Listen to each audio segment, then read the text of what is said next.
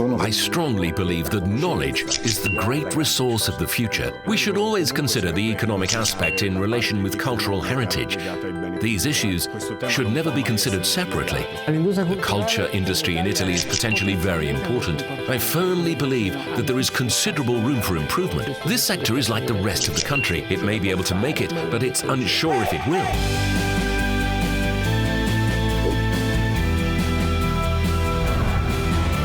Italians tend to see culture as heritage rather than as product, but a new generation of cultural operators sees things differently. Culture is all around us. It is the thrill we experience when we admire a work of art. It is not just a gift, it is also a heritage arising from an investment.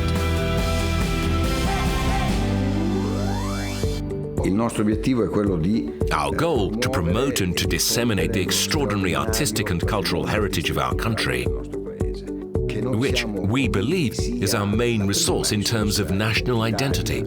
We believe it is an important resource also from an economical point of view. Cattleya was born as basic idea, gift to creativity and industrial structure. And today we can say that this has been somehow accomplished. Sometimes one may have the feeling that culture is less of an industry than steelmaking. Even the greatest of artists, if left alone in a room in a best-case scenario, may produce sweat, but not culture. In 1996, we started our first project, which connected 90 municipalities in the province of Ascoli Piceno.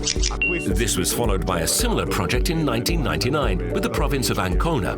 Thus, as you can see, we've been applying this concept rather generally. Culture should be conceived as a large industrial district which is able to create networks and to offer the best services in a dimension of self-sufficiency in order to take back the places it deserves in what has become a global market. By making an international comparison with some of our partners, even the closer ones, we can see the gaps separating us from them and how much we need to improve in order to get closer to the best standards, at least in Europe. Thus, in this regard, there is still a long, long way to go. Nothing is like a cultural product in its ability to change its shape easily, to adapt to tools, channels and contexts.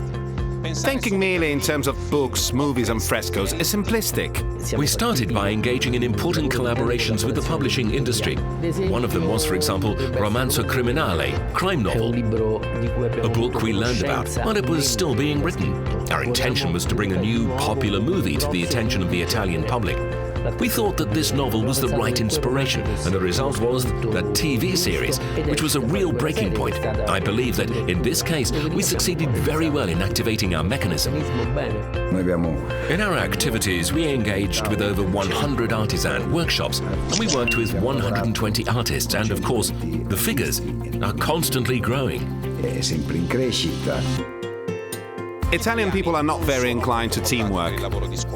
There are mechanisms that work well if the gears are many, if they are big, and if they turn together. Italian people are very likely to be creative, yet not particularly organized, as we all know. This is the main problem, managing to organize a large, widespread activity. We live in a country that has been a world leader, because at that time it has promoted this union between knowledge, attention to beauty, and handcrafted creativity.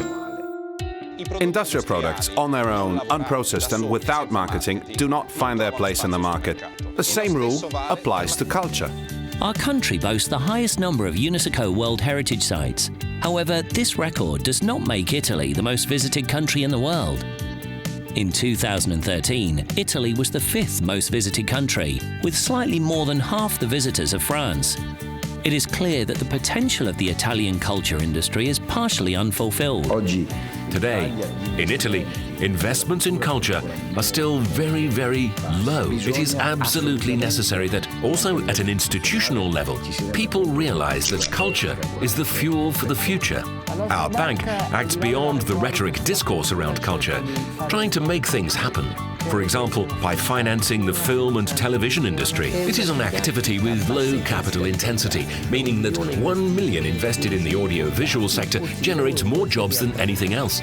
These are jobs of great training value and also bringing great fulfillment to those who do them. Jobs that, if well done, are also very good for those who do them. We have a specialized team which is able to evaluate and to select good ideas and to allocate funds for those that have a future, which can be sold at an international level and that represent a leap forward from the point of view of culture industry.